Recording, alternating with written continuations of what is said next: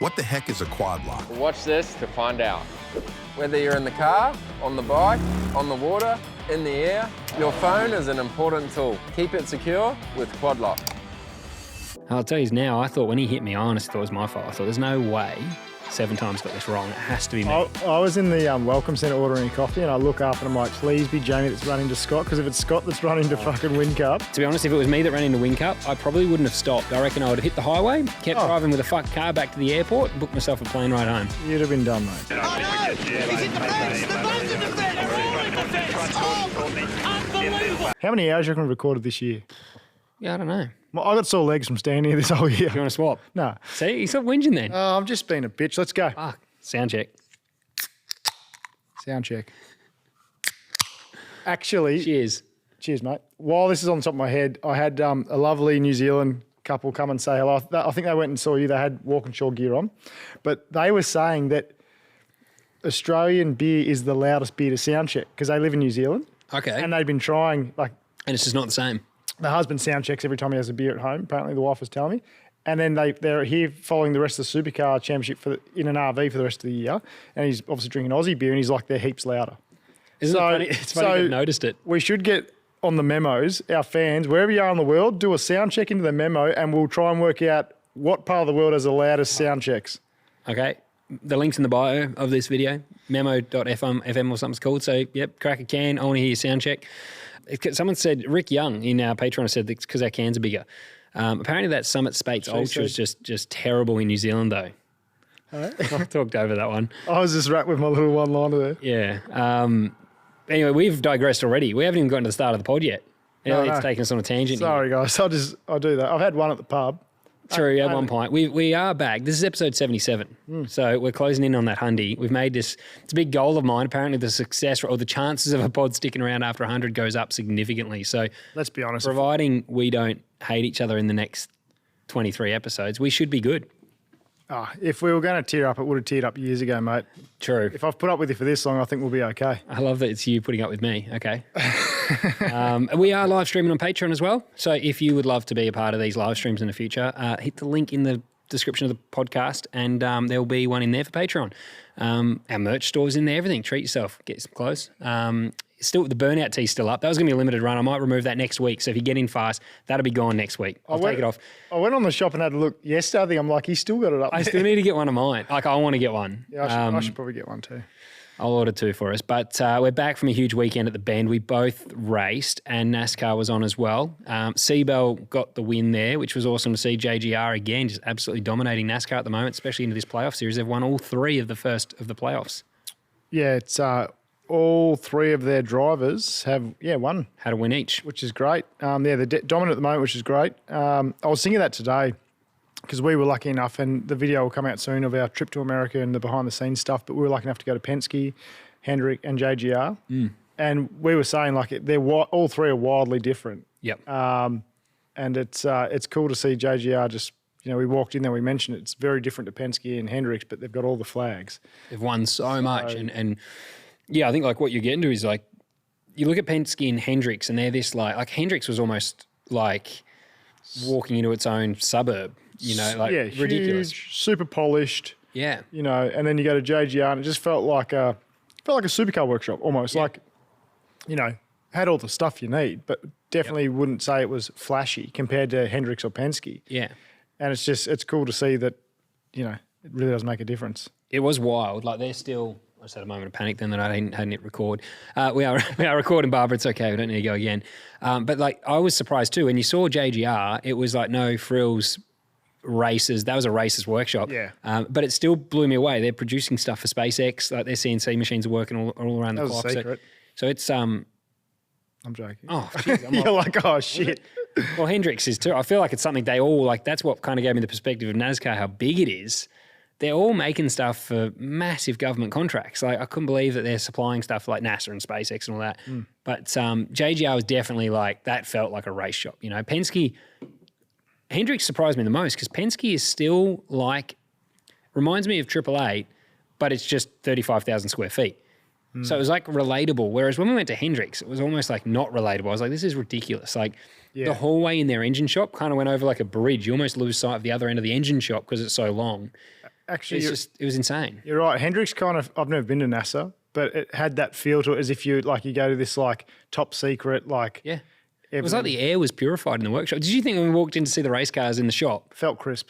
I was like, this is the cleanest place. Yeah. It was like I don't know, it felt different, but that's where, that gave me the perspective of just how big NASCAR is and how, I think they said that they were going to lay off 250 staff when they went to the new gen program. And Rick Hendricks was like, no, we're not going to fire anyone. Went and got some government contracts. They've now grown another 500 people, or they've grown from 250 to 500 in addition to what they were going to let go in the first place. So just for context, when they went to the next gen car, they're not allowed to make go fast parts. So they had all the teams had these amazing machine shops and engineers creating go fast parts, which overnight got turned off. Yeah. So all the teams were like, well, we love our people. We don't want to give them the arse. So they went and got contracts, as Scotty's saying, with other mobs to keep them on, and they end up growing their businesses. So it's just wild. It is another world. And that's why it's like when people say we don't want to be NASCAR, of course you want to be different and everything, but it's like, that ain't a bad thing to aim for. I felt like it was very relative to Formula One. It's a massive level over there, but it was an eye-opener. It was cool to get the experience to go through. But obviously with James Small, who was a guest in our pod, doing very well at JGR, it's cool to see that team doing well. He's my pick. Hopefully he goes through and wins the actual final race in Phoenix, but it's a long way to go before then. But they're off to a great start. They are. Now, before we get into the NASCAR, you raced on the weekend too, Barber. I did. Talk us through the weekend. And what was the Trans Am like at the Bend? Because it is a big track. The wind played havoc for us. That you could feel it all the way around the track. And watching Trans Am, those things move around a lot. So what was the weekend like? Yeah, it was a fun weekend. Loved it. Cars are good fun there. I didn't know how they would. I had driven the TA2 cars there last year on that config.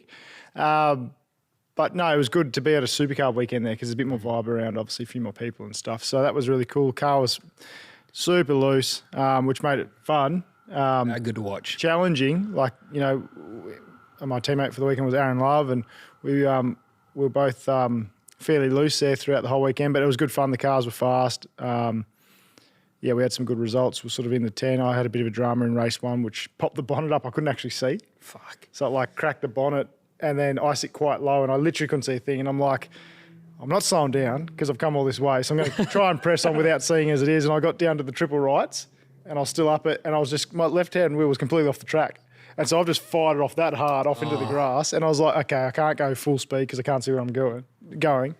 So then I had to slow down and just roll around. And then we had good race 2, came from 17th to 10th, really good pace. Really enjoyed that race. Got to pass heap of cars and fight pretty hard, which was good. And then we finished 10th in the last race. So Rob Ryan's jumped in there and said you're actually lead Chev in the standings too, Barbs. thank you. There you go. So it was a fun weekend. It probably doesn't look as good on paper as it was, which I know might sound a bit strange, but it was the first weekend with Marcos Ambrose Motorsport. First weekend I've had a teammate in God knows how many years. I did actually. I got Marcus working on your car and filmed it and popped it in our Patreon. He was flipping me the bird too in the video, but it was cool to see Marcus working on your car. How's he to work with? It's pretty surreal, mate, to be honest. It's like anything. Like it would have been when you were at Supercars, you start working with your idols and people that you idolise and heroes and stuff. So it was cool. Like he's really good. You can tell he's got that NASCAR mentality about him. He's just a hardcore racer. Nothing else matters but, going fast and getting a result. So that was really fun. Really good for me just to clear my mind and just go racing and race hard. So that was good. So it was awesome to work with him and his crew. He doesn't mind getting his hands dirty, does he? Oh, he's a weapon, honestly. Yeah. I've never seen someone work so hard. He's just over everything. It was an awesome weekend. As I said, probably didn't look as good on paper as what it was, but it was a really enjoyable weekend. The car was really fast. A little bit of bad luck here and there, but that's motorsport. But very excited for the last 2 rounds, which is in November for us, which is Malala, then Adelaide 500. So I actually saw someone, I don't know who it was, testing at Malala, and that term... Most of the category. Oh, have they? Oh, everyone's, apart from us, basically, everyone was at the Bend and Malala. Yeah. Are you going to have an opportunity to go there or not with cost? I want to try. If the track's going to be available, I might try and sneak over and leave the stuff there. Yeah. I'd love to try and get there. I don't know if it's going to be possible, but yeah, I definitely want to try. Yeah, that would be good if you can. But turn 1, the bump through there, the footage I saw of someone going through there was wild. I haven't seen a car go around Malala in forever. I still find that a hard word to say. Malala. It's heaps easier to say it like that, actually. Can't wait for you to go to Malala. But yeah, turn 1, there's a massive pothole there. I don't know, it's wild, but the car was bouncing out of there bad. So that's going to be interesting, I think, for the first lap coming through there because you got the rolling start too. It's not like you're messing around going in there. You probably couldn't have picked a worse track to go to 3 days before we've got to bump into the Adelaide 500. Yeah, Like, true. honestly, like, it just... Even runoff and things, it's so unforgiving. It's such there. a small, tight track. Our cars are big. They move. They slide. We've got big fields. Like, it's like someone's trying to sell parts, and they will sell a shitload of them, I guarantee it. But anyway. It's probably better than waiting 4 months, whatever it was last year, going Bathurst to Adelaide. Yeah. Well, that's the thing. Everyone's like, oh, back-to-backs. I'm like, well, we used to last 3 years in a row. We've gone... The last 2 rounds have been back-to-back. And at least being both Adelaide makes it a little bit easier for you. The championship's probably done a good job there. We don't have to drive 1,200 Ks, which is good. But it is... I think everyone's a little bit concerned about, like, damage. So if you're not really in the championship fight, I think most people won't go to Malala. So we'll probably have a smaller grid. So it might not be that bad. Really? You're worried that much about the track? I think some people are. Yeah. Like, some people aren't in it and just are doing it for fun or whatever. Because there's no runoff or anything. And self-funding, and they don't have commercial obligations to be there. They'll just be like, oh, I'll just go to Adelaide because that'll be more fun. And then I know my car will be okay. We'll obviously go to both because we've got to beat every round. But I think we'll end up having a smaller grid. Yeah, that's fair enough. Is there parity in Trans Am? Brownie's asked now, Patreon. Well, mechanically, everything's the same. So that should be pretty bang on. Just the bodies are different. They come out of 5-Star, who do like NASCAR bodies in the States and stuff, and some of the parts for NASCAR. So I'm led to believe they've been in wind tunnels. I'm led to believe that the Mustang and the Camaro are pretty similar. The Toyota's apparently real good. Like the Toyota's... Next year? The one that they're running at the moment in America. We don't have it here. Okay. Is it coming out here or not? Yeah, the category just have to say if it's allowed or not. Yep. So I'm not sure on that yet. They're saying not next year, the year after, because it's too good at the moment. Okay. So Toyota basically took all the positives that the Camaro and Mustang had in the wind tunnel and created the Camry body with no negatives. Where, you know, the Mustang might be good in the front, not as good as the Camaro in the rear, vice versa. Yep. It's just a weapon, which is why it's dominating now in TR2 in America. Parity, don't we? It's such a fun topic. We all love discussing it. Supercars, I won't really touch about supercars because I think there's 3 Chevs in the top 10 of the championship, and my opinion is very strict that in our world, I just think the best teams are doing the best job. And to be honest, anyone saying that I just don't want like T8 to get an advantage, if I am there next year, do you think I'd really be complaining if right now the Ford's getting a leg up? They are going to Ford next year. So if I do think it's an unfair advantage, I just think, well, next year is going to be even worse for anyone that thinks T8 already has an advantage, because everyone complaining now is just going to give them a faster car next year. And like the gap's 1,000 points between the first Chev team to the next 5 Ford teams, I think it is. And I think, okay, at best it might be 800 points next year, but it's more than likely going to be the same unless the Toyota is ridiculous.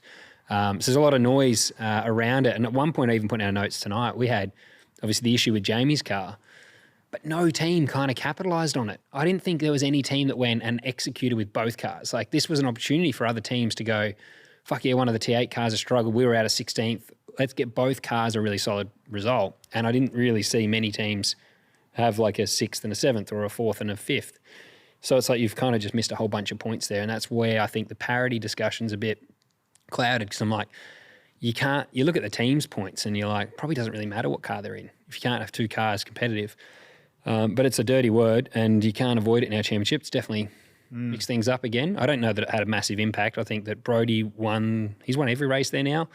Cam won a race. I know Cam finished second to him, I think, last time I was there. So, and Groves have been strong there too, because Heimgartner won with Groves as well. So someone's in the comments, you might have picked the order. I was going to wait till we got, but I think I actually can't remember what I said. I know I picked 3 Fords, so I may be on. I think you might have picked the order.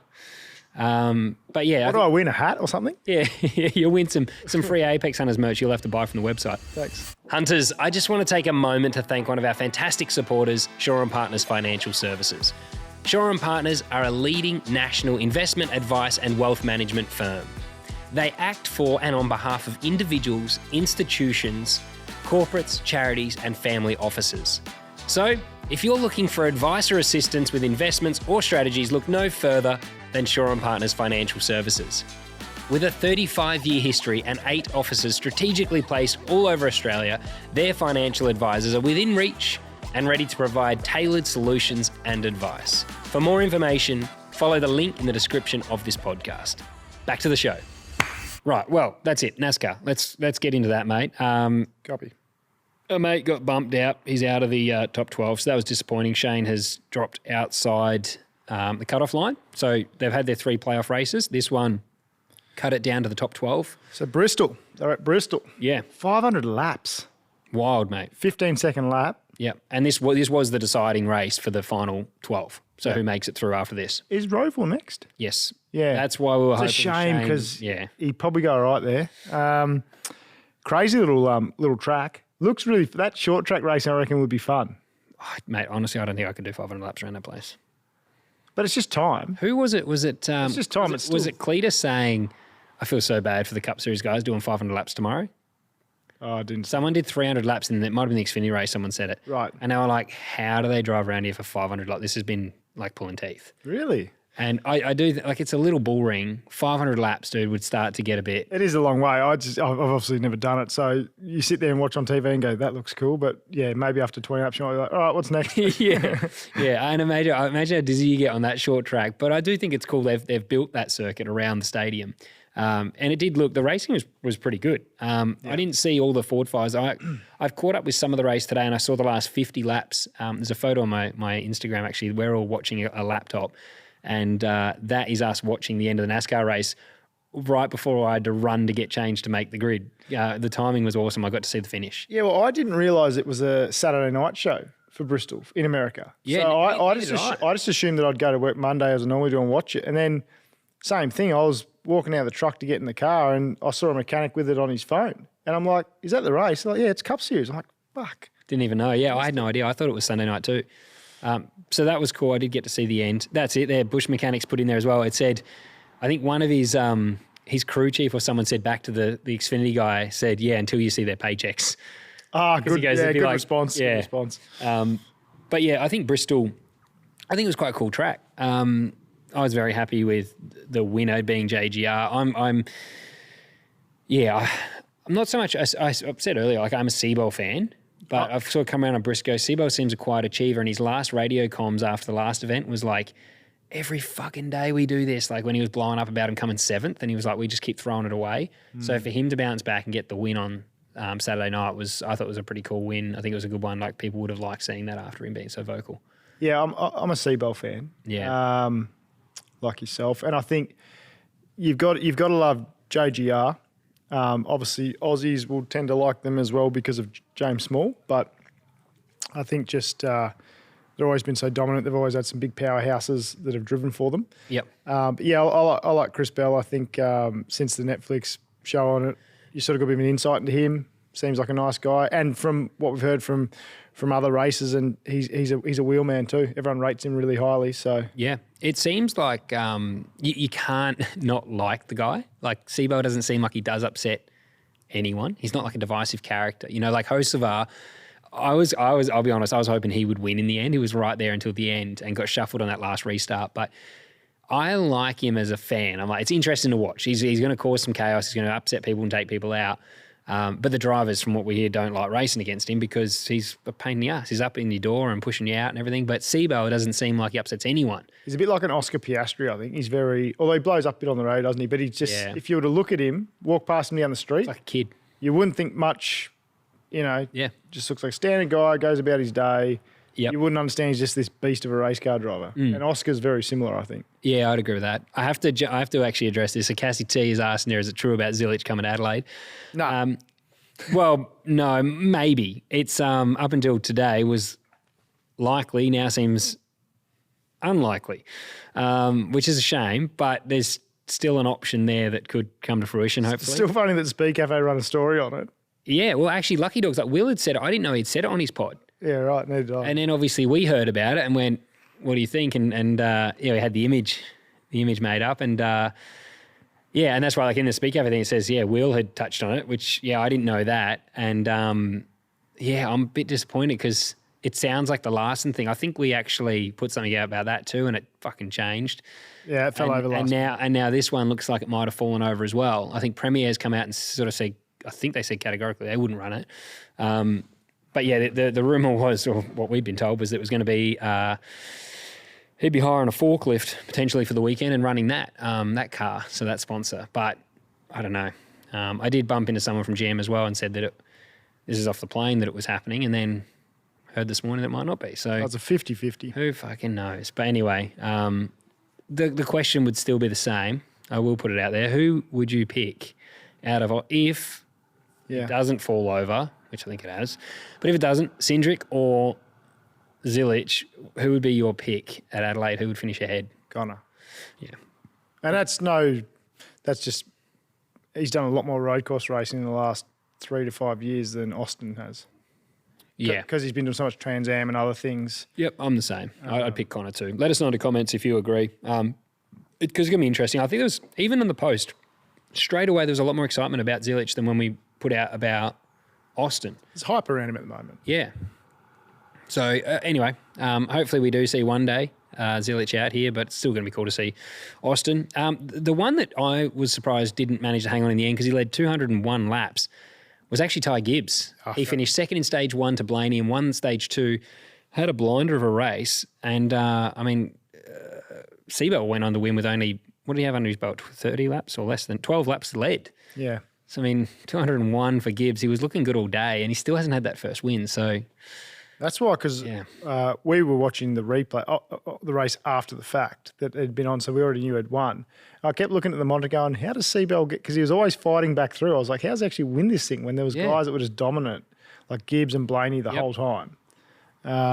Bowman did well. He was a lap down at one point, got back in the fight, led 5 laps, finished up 8th. But the quick order, run through it quickly, because Brad Keselowski as well was a bit of a surprise to me, led 33 laps. But how was his bump on CBell on the last corner? Oh, he tried, didn't I he? thought he was like, he just hit him so square, it didn't actually make a difference. It actually pushed CBell along, but I was like, he had a full swing and a miss there. He tried hard. That was it's funny you mentioned that because I had forgotten about that actually, and he had a proper lunge, but he got close. He was way closer than I expected when he had the bump. Like he closed the gap in the second last corner and then the last corner actually got onto him. But it was CBell for the win, Brad Keselowski P2, Zane Smith was P3. Oh, so that's our boy Ryan Flores. It is. Yeah. Yeah. Skip, good on you, mate. Solid pit stops, obviously. Good on you, mate. That's Skip Flores we're talking about there from Stacking Pennies. Ryan Blaney, P4. 5 was Logano. 6, Corey Heim. Corey Heim did an unbelievable job. He was racing like a badass at the end as well. Wow, cool. I completely missed that. Yeah, he was unreal, dude. That last safety car restart, he was into everyone. So that was cool to see. He's dominating Truck Series at the moment, like absolutely smoking them. Smashing them.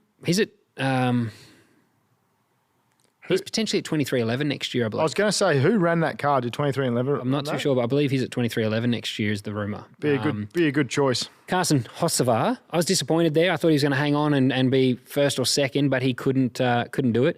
And Bowman, who before the last stop as well was looking good, but he finished 8th. Chase Briscoe, P9. Led 127 laps, but disappointing there. Doesn't really matter because he's got a win in his belt and he's well and truly up the front there. Ty Gibbs was probably the surprise to me that didn't hang on last part of the race. So look how many laps that a JGR car won. So you got 201 for Ty Gibbs, 127 for Briscoe, 12 for Bell. Did Hamlin lead any before he had his drama? I'm just trying to think now. I'll be able to find it here for you. 3. He led 3 laps. So they nearly... Well, they led over 300 laps out of 500 at JGR car. So Toyotas have been really strong. Really strong. And someone's asked how far out of the points Shane finished in the end. So he finished up 15th in the points. So he beat Josh Berry. Josh Berry had an absolute nightmare run in the playoffs. He was fast at times. The latest race at Bristol, he caught on fire, stayed in the car. We talked about this just before at the pub. He and Cindric, was it Cindric? Stayed in the car for a very long time. Like when carbon's burning, you want to get the fuck out of there. Cindric was in there for ages and there was black smoke. You couldn't even see him sitting in there. I was like, that's got to be terrible for you. Broken Spoke actually beat me to it anyway in our chat. SVG ended up 17 points outside the cut line in 15th ahead of obviously Josh Berry. Then Austin Dillon was 14, Alex Bowman 13, and Tyler Reddick was the last spot to make it in P12. Yeah. Do you know who's having a run at the moment, I reckon, is Bubba Wallace. Yeah. He seems to be there or thereabouts in every fucking race at the moment. He's doing really well. Cars are fast and he's just a lot more sticking. Well, he's always been fast, since he's been at 23.11, but just seemed to have terrible luck. I guess they're on like the full factory program from JGR, aren't they? So 23.11 cars are a good car to be in right now. Yeah, 100%. You got those guys winning. It's like being at Techno back in the day when they were like the full-fledged T8 customer program. Yeah. But yeah, that was the results there. Shane unfortunately got spun by Byron, and then spun again himself lap 270. So yeah, that was his weekend. He only qualified 28th, so he definitely didn't quite have the pace. But I still look back to the one we were at, which was Darlington. And that was a shame. It was still one round where I'm like, there was so many opportunities that day. I'll think back to, and like so many of his competitors had bad days. Oh, Daytona, sorry. Yeah. No, it was Darlington. Well, Daytona, some of his... No, he did well there. Darlington was the one, though, where his competitors, because that's the first round of the playoffs. And that was where he could have made some points on them. But, yeah, across the three, I'm sure he learned a lot, and hopefully next year's a bit better. Gibbs and Blaney, I like the finish at the first stage. That was fucking close. It was like laps. They just were entry and exit of corners, swapping positions side by side. Larson's nightmare continues. I don't know. Doesn't it? I don't know.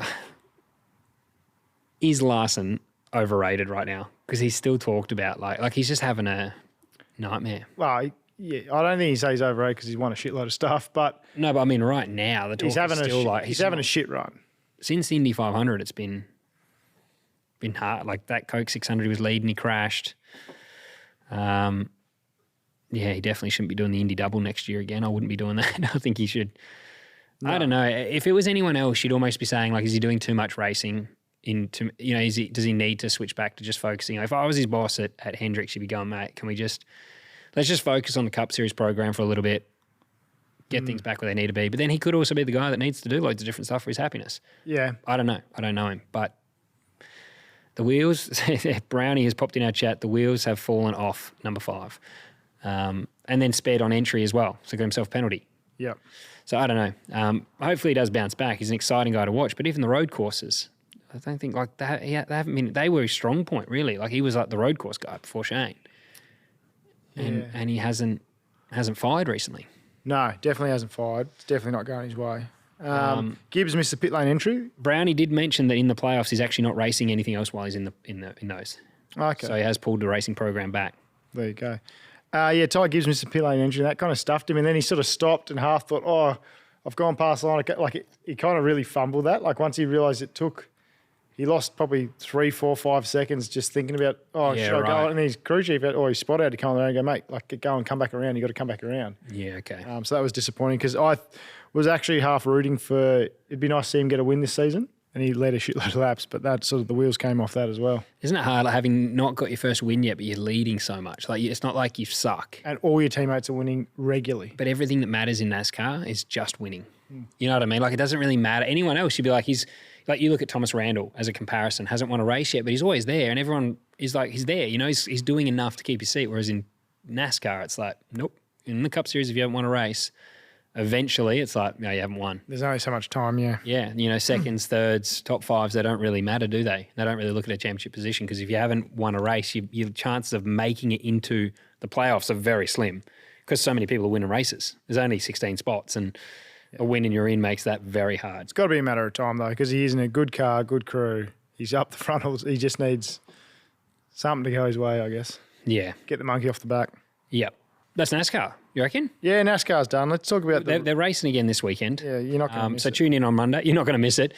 It is every week. So tune in Monday morning for the Cup Series to be back. First round of the round of 12, which is Roval.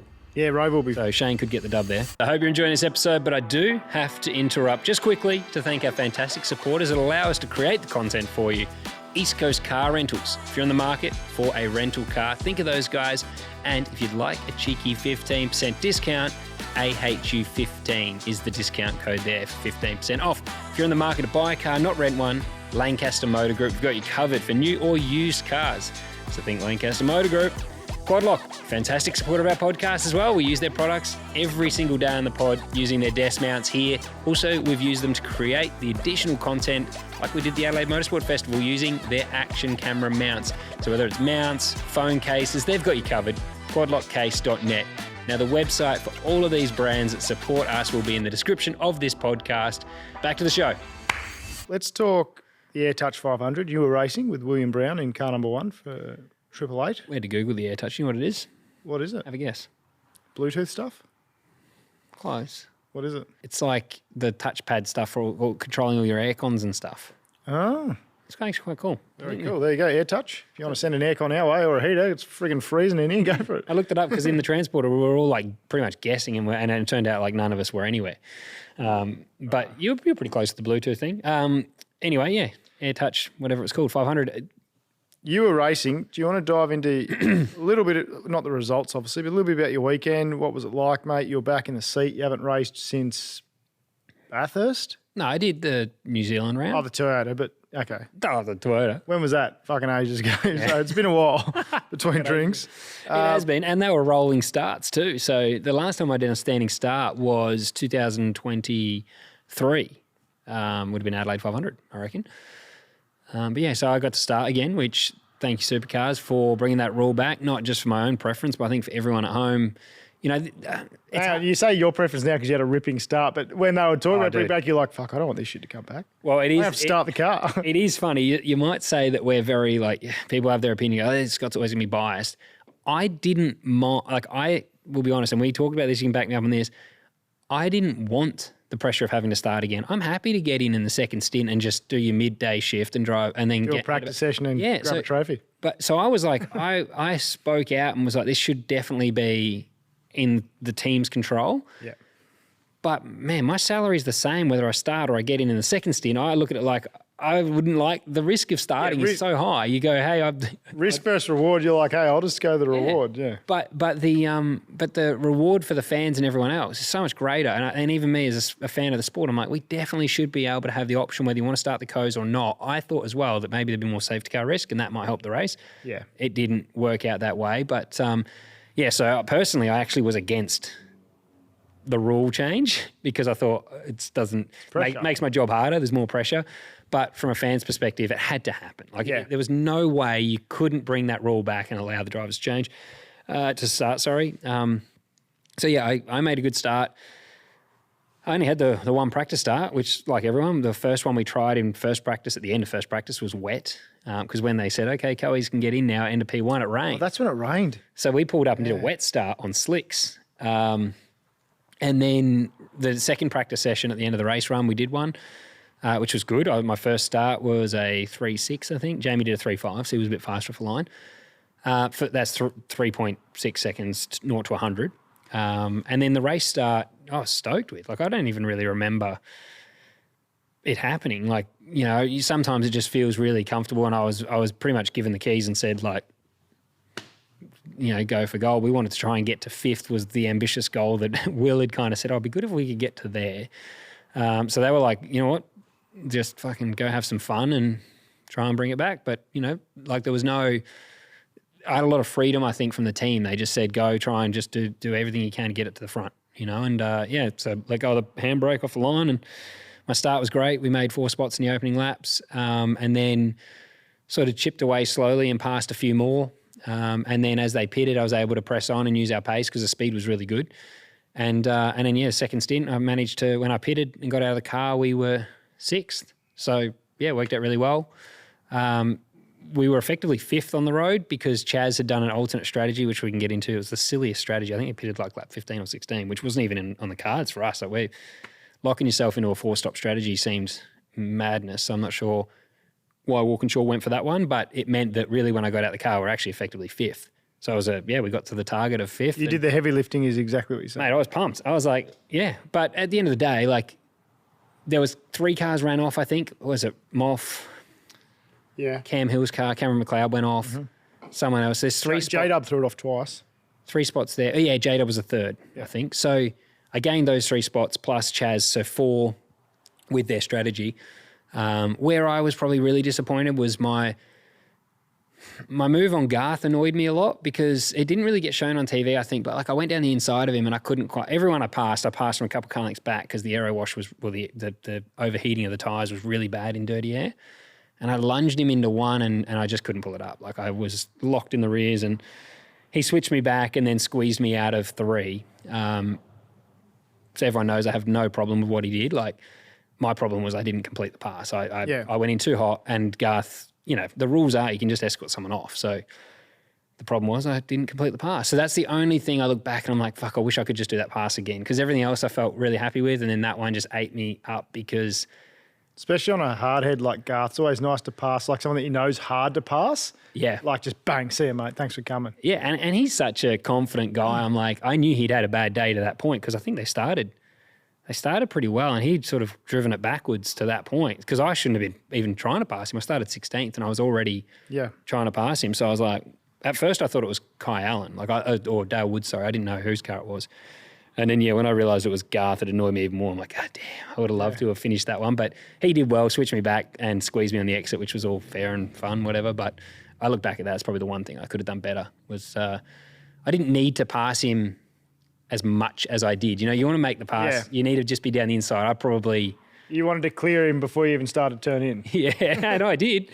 Enough so that he was beside me before I turned in again. He'd switch me back. But yeah, anyway, cool day. And Will trucked on there and he had mega pace. The last stint, we had some fuel in hand, jumped Percat through good stops and strategy from the boys. And Will's pace was amazing. I think he was fastest on track for the last 29 laps and put 10 seconds on Percat in that last stint alone. So I was stuck behind Slade. Then the next stint, Will was stuck behind Percat. And I think that killed us. Like we should have been in contention for the podium. And if we qualified better, I think we had a car that could have won the race. Yeah. And just backtracking to practice, obviously we need to talk about you getting drilled by your boss. Yeah. Just talk us through, what happened there, mate? Because I was in the welcome centre and I looked up, as I said earlier, and I was like... No, I don't know what happened, mate. I must have brake checked Jamie. I was like, surely Scott's grabbed reverse and driven into Jamie, who's behind him. But talk us through it. What happened? How was the chat in the truck afterwards? Like, what happened? Well, yeah, it was tough, man. I mean, initially, and I got to... you can't blame Scafey for thinking it was my fault because I immediately did too. I thought there's no way 7-time got this wrong just because he's so good with, everything Jamie does is just like methodical. He's methodical and spot on. So when it comes to rules and things and when I braked, you don't really, we had it was during a safety car practice procedure. And it was this, they'd released us back to safety car, like you can resume your speed. But they had the slow zone at the end of P3 to S1, which is the microsector where the hairpin is, the exit of turn 3. Yep. And they told me that, and I confirm exit of 3, yep. And then, so I didn't really think about that again. I knew it's exit of 3, so I was racing to that line, and then I braked. And as soon as I jumped on the brakes, it felt like instantly he hit me. And I remember I'd seen 76, went to clear the brake, bang. And so, yeah, immediately I just thought, because I wasn't like looking, I knew it was that line. But I just had self-doubt immediately. I thought, I've fucking braked at the wrong line here. Like, no way, Jamie's done this. So credit to Scafey. He blamed me on coverage and heaps of people messaged me, of course he blamed Scott. Hey, guys, to be honest, if anyone's going to fuck it up, chances are it's probably me there. Well, I said, I looked up and I've gone, don't tell me. I know. Yeah, I think everyone thought it's got to be Scott, surely. But I was very relieved that I did brake at the right line. Unfortunately, Jamie misjudged, I think, where the line was and also being so close. Yeah. He just misjudged it, hit me square up the arse. And if he was like half a metre, or not even, if he was fucking 6 inches to the left, he probably would have missed me. So was Jamie, did he get to the break or did he just not think you were going to? No, he just got to the break, I think. So he misjudged going into the zone. To me, it just looked like that he didn't realise that it was happening, like that procedure was going to take place. No, he did. He knew the procedure was happening. I think he said he thought the line was further up. So, right. And when you're that close to me, he was completely unsighted. So he was just on throttle thinking it's further up. Yeah. And he would have been preempting me braking, but not yet. Like he would have been going, okay, like, because where it was, and we talked about this at the pub earlier, like you still got the car loaded and you're still kind of coming off the corner. It's not like it's in a straight line, is it? Like you're kind of still coming off the corner. So, yeah. Yeah, I think I probably got to like 170 or 160 or something like that. Yeah. So you're still going fast, but it's on the acceleration. So you're right. It's like weird to then brake. It even feels wrong. I didn't have an opinion. Someone in the press conference asked me the day before what I thought about it, and I wasn't a part of the first practice procedure, so I didn't have an opinion on it. I have a very strong opinion now, having done it. I think it's stupid that we're doing this slow zone. I think that what they've done with closing the lane for this FCY is a good thing. I think the advantage we saw at Queensland Raceway had to be, you got to eliminate that somehow.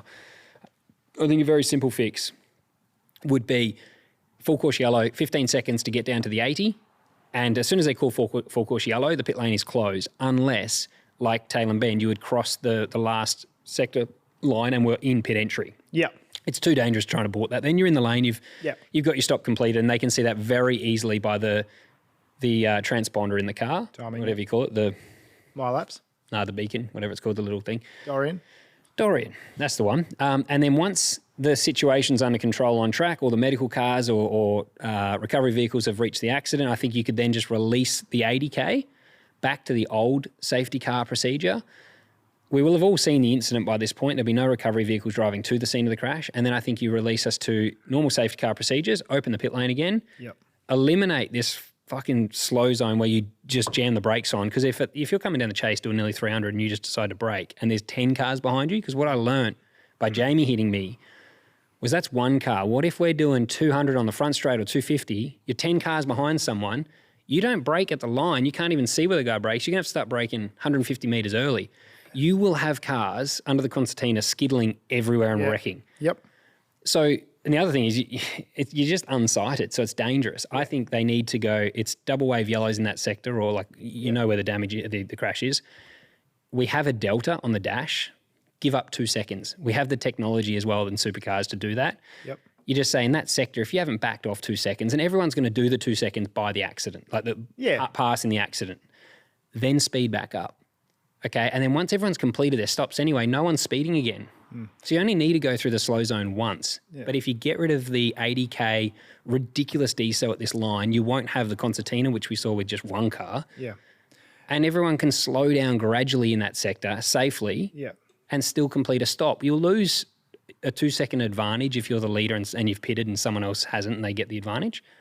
But that's it. And as you say, if there's recovery vehicles out there, standard white flag procedure and all that stuff will be out there anyway if they're not in the zone where the crash is and people are back up to normal safety car standards. So, and we have radios as well. So if if there is a recovery vehicle or a medical car exiting where the crash is and heading back down the mountain, they can let us know where that is. But I don't think you have a choice now. I think supercars need to get rid of it now because if they don't, and the same thing happens with what happened with myself and Jamie, but with a few cars, someone's got to be responsible for that. Because we've already seen driving up at fucking 200 and just jamming the brakes onto a line that 10 cars back, they can't see the line is dangerous. So we're doing this for safety. It's protecting others. But what about us? What about the drivers? Someone will get hurt. Someone will hit someone doing 80. Even on the, this was the release. I get wound up by it because it's like annoying because the pit release, when we let go of the 80K button, I accidentally spoke over Andrew, my engineer, and he had said deactivate. I didn't hear the deactivate because I was on the radio, which meant I was still doing 80. And all of a sudden I looked in the mirror and I got like 4 cars fanning out behind me because as soon as they said deactivate, they let go of the button to go back to normal safety car procedure and sped off because they're trying to get to the lane if it's real. If I was out of the grey, up over McPhillamy, a blind corner, and I can't see the flag marshal that says deactivate the sign, I'm unsighted to a flag point at that point, right? I could still be doing 80. Someone will hit me doing 200 because they've let go of the deactivate. You only need, 5? If I'm 5 seconds late because I've spoken over or I've got a radio failure and I can't see a flag point, they will hit me doing 200. Oh, yeah, easy, So this deactivate thing and activate is asking for trouble. And then I had a chat with someone today. It took me half an hour to try and explain it to them. The problems, like why it's introduced and how it's going to be safer than it's not. It's like, it's got to be gone. I think close the lane. The 80K thing's good because you get the 15 seconds to decel. It's still dangerous because it's like driving on your iPhone. You're literally looking at your dash. Because you're watching the dash trying to get it right. And to your point, I think the bend was where you and Jamie got together was accelerate to brake too. It wasn't even like constant acceleration. But there was no countdown on that one. No, but I'm just saying like the whole like accelerate then brake it. It was the perfect storm for a shit fight. Exactly. Yeah. And as you said, the technology's there. Like the teams, for those that haven't been into a supercar garage and seen the data bunkers you guys have, the teams know exactly where you are on track. Like they're following you the whole lap. So the data engineers can know exactly to the meter of where you are on the circuit. So as you said, it's not like they don't know where you are. You got like 888 use ClearCom radio, selfish plug. But like you've got the best communication and visibility to where you are, 100%. Even though you might not think they can see you over the top, they can. So to your point, mate, the technology's there. There's probably better ways they could do it, utilise it. It's a huge talking point. I don't want to go on about too much, but it's probably one of the most important things I think we've got heading into the Enduros. And if you do have a radio failure, I think you're in real trouble because when I released the button late, it highlighted to me that, shit, if I was unsighted on a blind corner, they would have been approaching my rear bar very fast. At that point, if I was like 4 or 5 seconds late on the button, They're hitting me at 200, dude, straight up the arse. Yeah, us. As you said, someone will. They've put it in place to try and for safety, but they've just missed the mark a little bit, and it'll probably end up causing. They've neglected the driver's safety. Yeah, because even I think the 80k decel thing, it's like, okay, it's challenging, but other categories have made it work. So you get the 15 seconds. Okay, you're driving along at 200 while you're looking at your iPhone, not looking out the window, and you're going 10, 9, 8. Okay, I can brake at 4 from 200. But if old mate in front of you brakes at 5, you're going to hit him. Like, you hit him at 200, but okay, that's a risk where, like, we'll take that on. This next one, I'm anti. And if Jamie can get it wrong, everyone can hate on Jamie in the comments. That's if he can get it wrong, what about the young kid that's his first Bathurst who's trying to audition for a main game drive and not give up 3 or 4 seconds by deselling too early? Yeah, or he's just trying to push the brake limit. Because that's the other thing. You're not going to just cruise down to the line. No, that's, yeah. And when I looked at everyone else practicing it, one thing Triple Eight do, and there's a lot of pressure when you're driving for that team because they analyse everything. And when they say we've got an opportunity to practice something, you don't just go out there and run through the process. You simulate it like it's real. Well, and I think we're probably one of the only teams that actually do, when they go out, they simulate everything like it's real. It doesn't matter if it's pit stop practice. It's as if it's real. Yeah, and to your point, mate, it's an opportunity for an advantage and also a disadvantage. So, as you said, everyone's trying to maximise it, and that's when mistakes happen. Yep. Sound check. I'm going to try a centre, if that's okay. Oh, go for it. Sound check. Cheeky ginger beer. But anyway, I'm very opinionated on that now. I didn't have one prior when I was asked about it the first time, but now I think, okay, I've ran through it. I see a risk there. Yeah, you're right. What do you think of the ginger beer? It's not bad. It's different to what I thought. It tastes. It's almost like a cross between a ginger beer and a cider. Do you get that? Oh yeah, a little bit. I don't mind it. Shout out Reckless Brewing. They've sent us our. Oh no, it's lovely. That's one you could have a few of these. This is like a session ginger beer. Yeah, it is. Yep. It's not perfect for the podcast. It's not sickly sweet. Sorry. Perfect for the pod, mate, to have a few. Yeah. So anyway, that's the safety car stuff. The biggest thing you're going to have, someone's going to have to swallow their pride to change the rule. And I don't think that will happen. So I think at Bathurst will probably see the same. I hope no one gets hurt. I hope we don't see 4 cars skittled at fucking 250 k's an hour down the straight. And I don't know. But it worries me when I'm flat out and I'm just going to jump on the brakes and I've got 10 cars up my ass. And you're just hoping that I'm going to spike the brake pedal as hard as I can and stop as quickly as I can. You're essentially brake checking is what you're doing. If you're the car behind, you're essentially getting brake checked. There's just so many things where I'm like, I don't know. And I look at it as well from a driver's perspective. I want to be looking out the front window. And I think when someone jumps on the brakes at like 250 and I'm sitting up the arse of someone on the rear bar, just full speed, and I don't know that 4 cars in front, he's braked. You can't see it. Like what happened to Jamie and yourself. It's wild. So opened up a can of worms, my friend. It did. But anyway, you did ask though what was it like after. It was fine. Jamie felt, I don't think I've seen someone feel so bad in a long time. Really? Well, I guess, if it was me, you'd know, like someone would probably give you a spray, but I don't think anyone needed to say anything to Jamie because he's obviously, team owner. But it's like, I don't know, he just felt, and he even said to me after, so practice 5, so going to the race, I only had 10 laps under my belt. But, well, actually, so I did morning warm-up. I did a 5-lap run then as well. We'll call it 15. Yeah, but practice 5 after my crash in P4, they were like, okay, we'll give you some laps at the start, and there was a problem with, I think it was the roll bar. So I had to get out. And after the session, Jamie came over because he got a full race run in, and he said to me, man, when I saw you like standing beside your car, not running, he goes, if I could have, I would have given you mine. Like, I just have not felt that bad before. So it happens. It's motorsport. I'll be honest, I'm glad it was that way around, not the other, because if it was me, I probably would have plucked first gear and just started driving back with it totaled to the airport, booked my flight and gone home. It was, but it's what happens. Like, it's like me crashing on Thursday last year. Yeah. People might call it practice, but you're trying. Every time you're in the car, you're looking for an advantage. Yeah. So it can go wrong. And that's why I say if it can happen to him, I reckon it could happen to anyone. Because as you said, he is across every rule. Oh, dude. And so, if someone that's well educated on it and why it's in place can get it wrong, and as you said, anyone can. Yep. What was someone said, Midi Online, well, that opinion will end up on Speed Cafe tomorrow? Probably not. No one really writes about our podcast anymore. What was the opinion that will end up on Speed Cafe? What did I say? About it being dangerous. Your opinion on the safety car. Yeah, that's true. Yeah. No, it'll get brought up for sure. They'll spell, well, they probably won't mention me, but if they do, they'll spell the name wrong. Well, what are the comments? What are you guys feeling? Let us know in the comments of this video how you feel about about it. I mean, I don't even think there's enough historical data to justify the second change that we've got implemented with this slow zone. I think you just need to give people a drive-through penalty if we speed through a dangerous zone. Yeah, correct. Actually give us a penalty. And then drivers will go, fuck, I'm not risking it. Like, it's not worth it. Yep. And we will safely reduce our speed past the accident and accelerate again. Yeah, bit of common sense. We'll see how it's taken. I don't know. I might be taken out of context, but maybe people will agree or disagree. That's how I felt about it after being in the accident. And I thought it could be my fault because it felt fucking stupid accelerating and then jamming the brakes on right in front of someone. It felt stupid. It's a brake check. Yeah. That's exactly what it is. Yeah. But for safety, it's a safety brake check. Yeah, exactly. All right. Should we move on from that? Let's go through the like result. I'm out of breath now. Yeah, let's go through the results before we do other things on who we thought did a good job and that. Should we do that, you think? Results? You take it away. I'm talking about results. So we had Brody Kostecki and Todd Hazelwood win it. And the Fords obviously... Trans Am driver. Can't skip past that, mate. No, and he's in a purple patch too. So Todd, I'm sure you listen to the show every week, mate. He's in a real purple patch. He's just like most things he's touched. He won World Time Attack last week. Oh, yeah, he did too. Just everything he touches at the moment turns to gold. So you're in a real sweet spot, mate. So enjoy it. Check.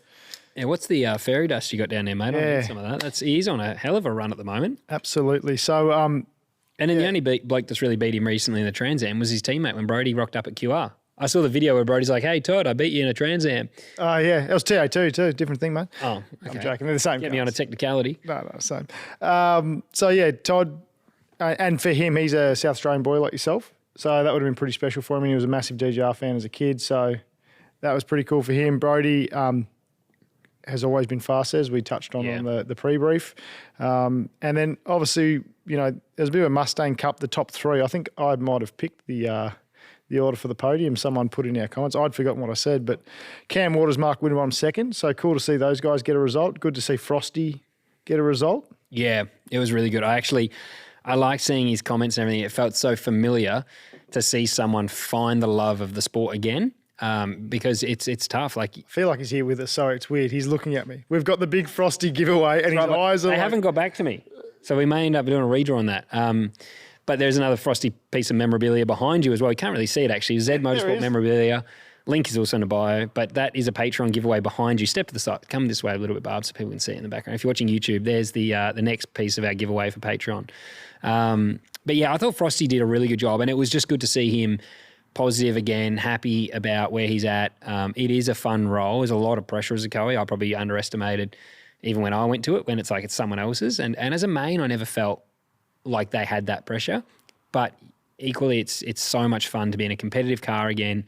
I texted him and said, wow, who remembered? Because it was good to see him in a car that allowed him to be fast again, because it's been a while, I think, for him to have had a good car. He hasn't had one in a long time, so that was awesome.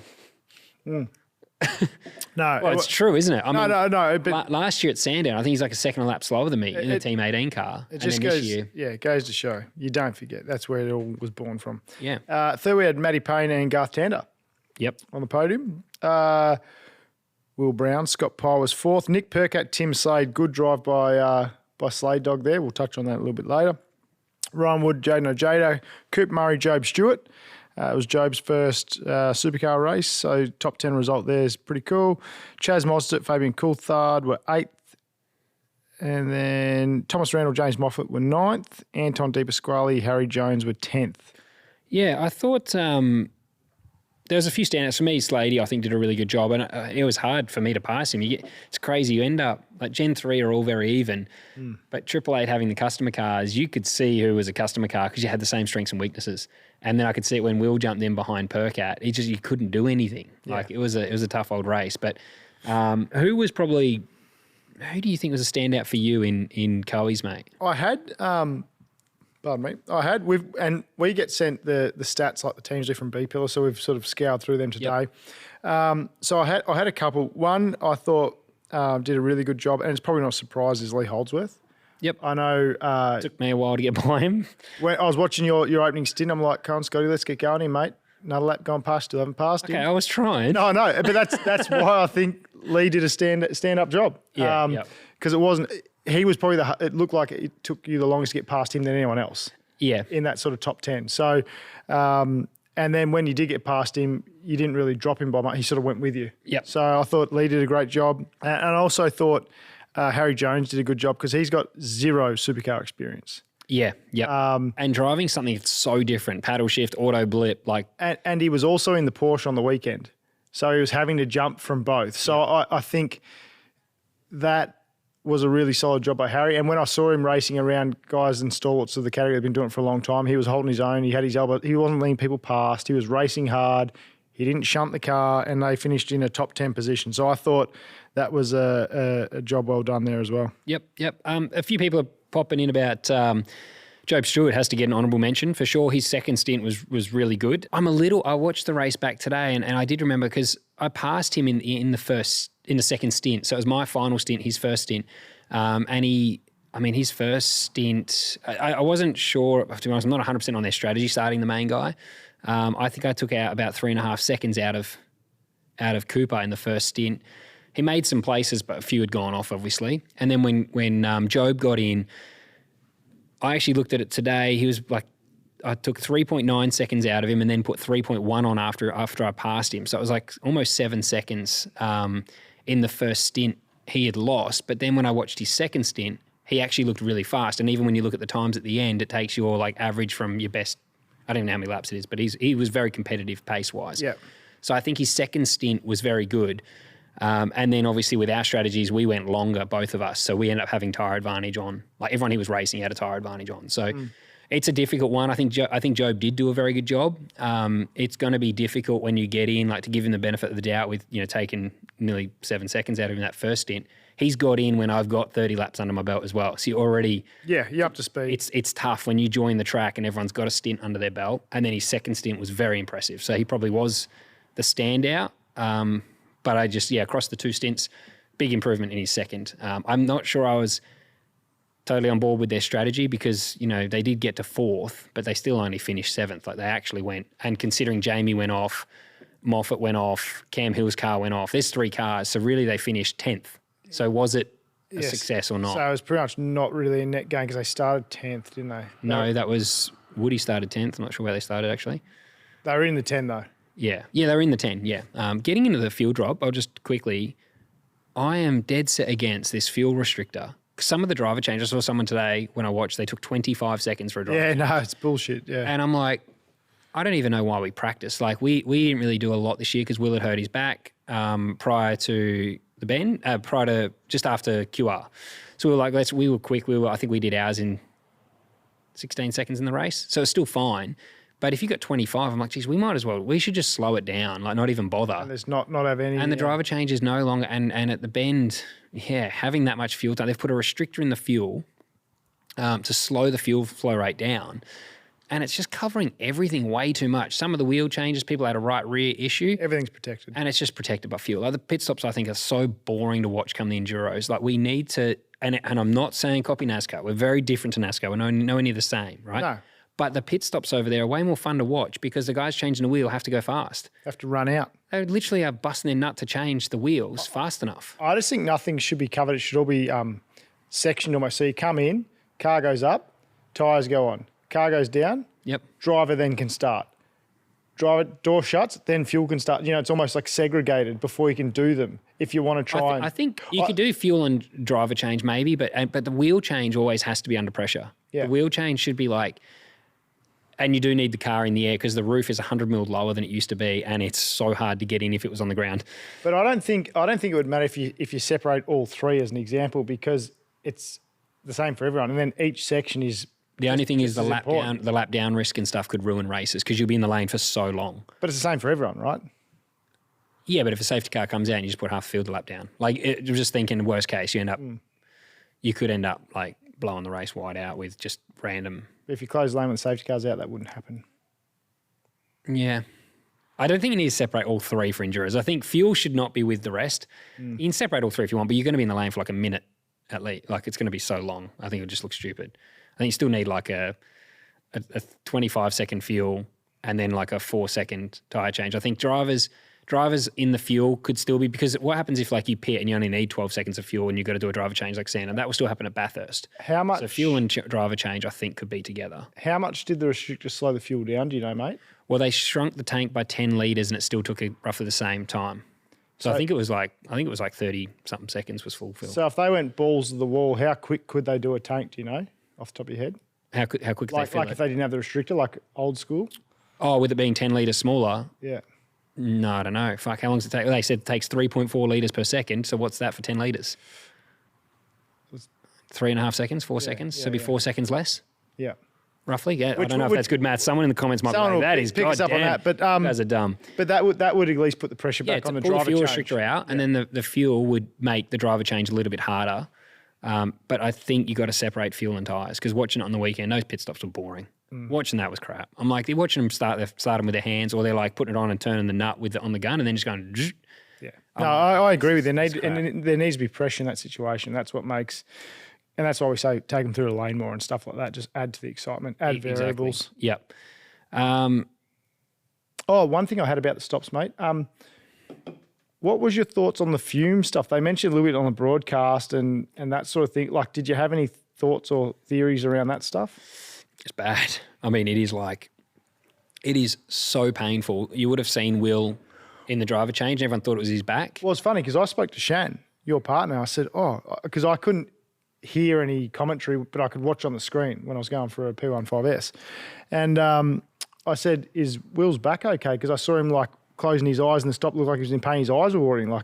Yeah. And then I had no idea. And then it turns out it was the fumes, which is a good thing for Will's back. But I was just like, holy shit. Dude, it takes me like, everyone's about the same. So 3 seconds to get out is probably like a slow one. So like if you're really moving when you get out, some drivers might be able to get out in 2 seconds. By the time I was getting out, I closed my visor to turn around and do his belts because the fumes were burning my eyes that bad. And it's made worse in the Enduros because they open the passenger door to help as a driver assist. So as soon as they open that up, the fuel is right there and the exhaust is just blowing the unburnt fuel like they used to blow the flames. Raw fuel's just coming straight up and into the door. And I couldn't believe it, dude. Honestly, as soon as I stopped, I undid my belts, and as I was getting out, it was burning my eyes. And by the time I stood up and turned around, I just shut my visor to do it. And I was looking at Will, and I could see him already in pain. So he doesn't have a visor either. No visor, no option. And he said he kind of opened his eyes to merge, and then had him like half shut down to turn one. And we even said in debrief, like, we're going to need to be guided out because we're potentially going to have our eyes closed for a lot of the exit because it's just too painful to keep your eyes open.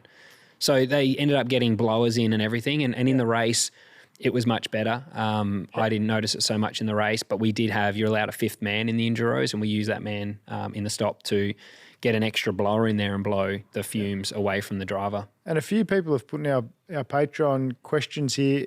What's that going to be like at Bathurst when the guys have to do brake changes for the crew?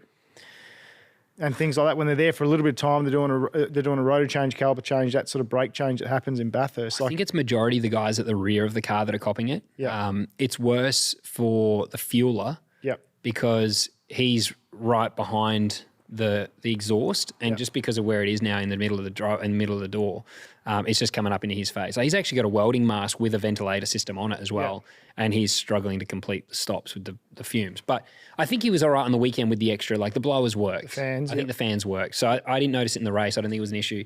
The biggest one I had was just that one practice where we did a driver change. Yep. And everyone saw Will's eyes, but I think it was managed really well by a lot of the teams because I didn't really hear anyone on Sunday say that it was an issue that, especially given what we thought it was going to be, I think it was okay. Yeah, and I saw in the telecast, Larko sort of thought where you guys were pitted, it was up against a wall versus some didn't have that. They had an open space. So maybe it was just circumstance of where you guys were. If you're saying you didn't hear a lot from the other teams, maybe it was just raw into the deal of how the garages were for you guys or something. Yeah, maybe. Greg Ralph has popped in our chat as well that if it was an issue for the crew, we would have heard about it before now, ? We had heard about teams, like we had crew members messaging us on our page, didn't we? Yeah, we had some from Premier, MSR, and also when I was at the test day for T8, that I saw them dealing with it because I was like... To the point where someone, I think, suggested that turning the cars off and it stops, didn't they? That was going to be one of the rule changes they were looking at. So it's not a new thing. Like, it's been known. Yeah.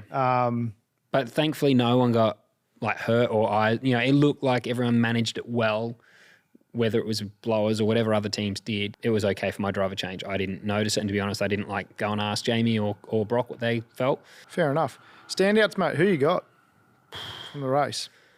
Well, to be honest, actually, first I thought Garth was going to be, given we get to start the race this year, Garth was one of my favourites for making places because I remember racing him full time. It was like he'd qualify quite bad and then he'd always make heaps of places. Remember like the end of Walkinshaw days and then he can race. I think he was at GRM at the end and he'd always make places and he was so aggressive. And then he was probably the one that I thought, oh, like, has it just been too long since he started a race? And it just didn't click for him because I think even he said he felt like he was too, I don't know how he put it, too soft or something. He said it himself. Yeah, he was brutal. he said he was too I think he used the word cautious or something along those lines. He was pretty brutal on himself. I actually felt for because he's a very good race car driver, extremely hard, and he was just gutted. You can tell. You felt bad for him. Oh, because I did. Because, it's like when you see people like that, he's normally quite up and about or confident. Yeah. Is probably the right word. And he was just shattered. Yeah. When they asked him, he was just so down himself. So he obviously had done him to his standard, not a good enough job. But I sort of felt for him because, as I said, he's normally very confident. Yeah. I guess I didn't feel bad for him because I've been there too. Like, and it can happen at Bathurst. So I'm just like, it's actually that's the game. Like it could happen to me at Bathurst where nothing goes your way. You can also get stuck at a place like at the bend in a bottleneck on the wrong side. If you pick the wrong lane, it's all you time. can lose 4 spots. But I was just surprised that he's probably one of the best opening lap races, and that for me was a surprise. I thought he was going to be bloody good. Moff, yeah, he struggled. He was as well really hard on himself after the race. Felix has popped that in there. Well, he was going all right but then he threw it off the road. Like he actually made spots up, and but he just made little mistakes, like when Winterbottom got by him. Yeah. Locking the rears. The second last corner, I got to say, was probably the hardest corner on the track. I felt like I had no front grip, had rear instability under brake, so the rear of the car is already chirping, and then you get there and the front would just wash wide. I'll look in the mirror and I'll be like, oh, they're catching me, and then that guy would just have the front wash wide. It was like everyone just had the same balance at the second last corner, and that's what looked like it caught Moff out. He got a little bit of rear instability, washed wide, and Frosty got down the inside of him and got the pass done. So, yeah, I think that was a decent little battle against those two. I mean, Moff lost that battle, and that's probably what hurt him too, like made him feel shit about himself because you lose a spot to your teammate. And he'd got him too off the start. He had to. He got him and bombed him into one and got him and probably was feeling pretty good. And then, positive surprise. I mean, it was for me, Slady. Racing around him, I thought, like, fuck, he was just... That doesn't surprise me. That just felt like him and I were in the main game again. Like, he was driving so well. Yeah. Another Trans Am racer. Good on you, Slade Dog. Let's jump forward to it. I've put in here one of the pages. Is Trans Am or Super 2? You did put that in there. We'll come back to for me, the positive is Slady, but I do want to jump in there because he is a Super 2. He's a Trans Am racer as well. Hazelwood's in there. Yeah. Moff's in there. Obviously, Moff had a tough one, but typically he's one of the safest pair of hands. What do you think? I know you're biased because you do race Trans Am. Yeah. But I've done both. But what are the positives about Trans Am, do you think? Positives for Trans Am is it's definitely aggressive. The racing is aggressive. Yeah. So as far as racecraft goes, I think you need a high level of that. You need a high level of awareness because we have big fields. We have a similar size field to Supercars, 25, 30 cars each round.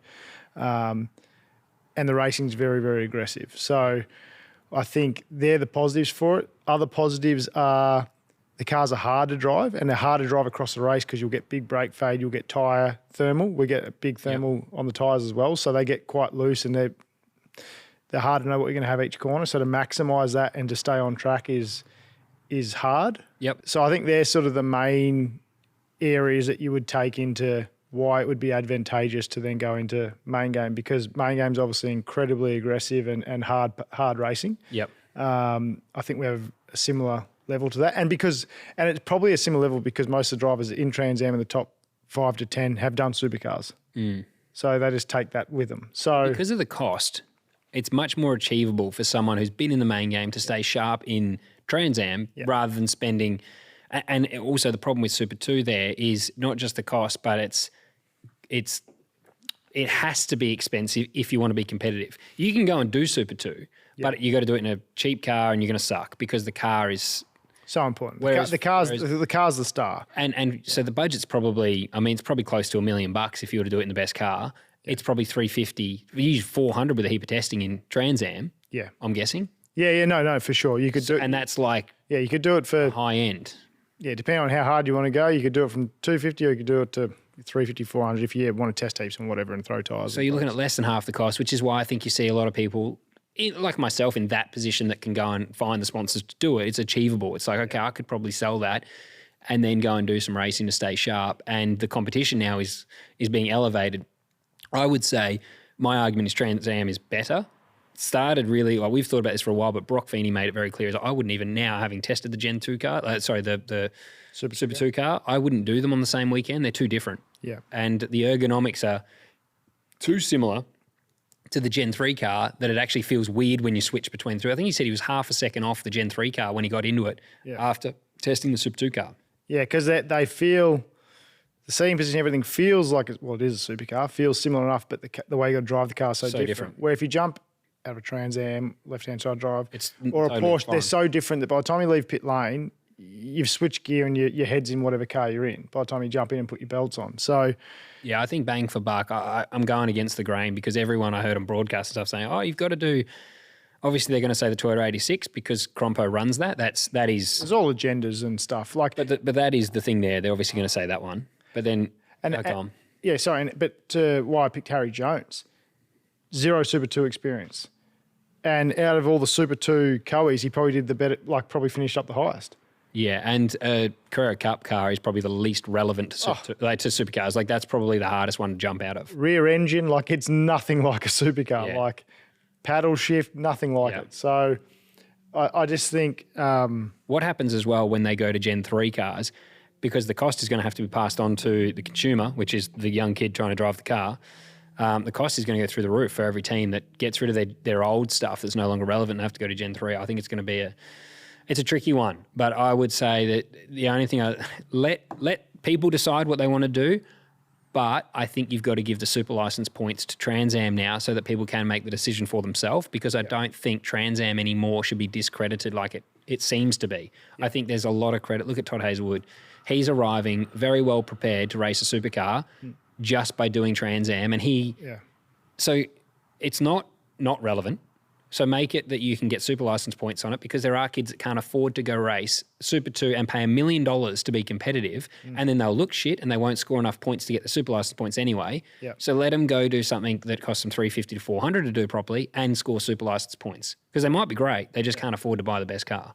Yeah, no, that's right. I think, you definitely, totally agree with you. I mean, any of those top national categories where there's depth in there and there's other pros or ex-pros racing in it, if you can beat them, if you're racing against Coes and you're beating them and a team wants to run you in a car, you should be able to, is my opinion. Like the whole super license thing was brought in to stop kids buying their way into main game at 18.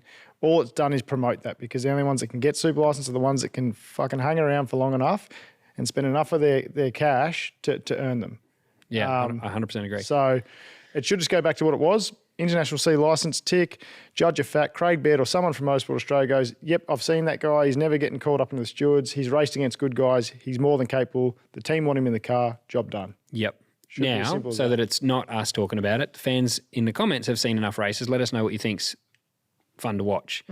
Because I do think the Trans Am puts on a good show. Holy shit, from my seat on the weekend, mate. I'll give you some footage and we'll drop it in Patreon. Yeah, right. Some of the I watched it That'd back. be cool. I watched it back today in the office. I was like, there's a bit going on there. I'd like to be able to post my stuff. They don't let us post the vision. But we're not allowed to post. But with Patreon, what are they going to do? Put it in. They can pay the subscription, then tell us about it. Then find us. Okay. But let us know what you guys think. Do you enjoy Super 2 or Trans Am? And the conversation for me came about, the reason I put the page in there is because of, it might sound like we've digressed, but it's relevant from the weekend because we got to see Super 2 kids, Trans Am.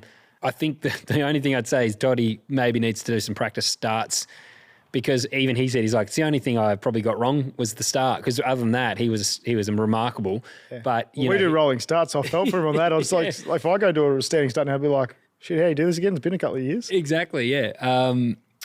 Tom Knight has put in here as well, if you exclude the changeover cost to go to Gen 3 and Super 2, do you think it will be cheaper to get a competitive drive as all the supercars will be pretty much the same? No, I don't think so. I still think the cost is going to have to be high, because the cost to switch to Gen 3, everyone's going to have to go buy new cars, So the teams are going to be in the hole for a number of years to go and spend money on new equipment. So everyone's going to be charged a lot. I think that there will be a closer parity, I guess, across teams because, yes, the cars are the same. But we even see it in main game. If you're not rotating chassis and components regularly, you fall behind. So those paying more money will just rotate and keep their cars fresher. And it does make a difference. Setups stop correlating. If the chassis is flogged and old, it doesn't matter what you're putting in it. It's not going to make sense anymore. And the big teams rotate those items a lot. And that will happen in Super 2 as well. They'll be updating components and making sure the cars are fresh every time they hit the road. There's like bogging front bars and things. Shit gets heavy. Yeah. Cheaper teams cut corners, and eventually that will end up being the case. So those that pay more will still end up with a better product, I think. Yeah, that's just motorsport. That's not Super 2. That's like that's just motorsport. That's XLs. You get what you pay for. Attention to detail. It's all the 1%ers. Yeah. Unfortunately, some cars are just expensive to run too.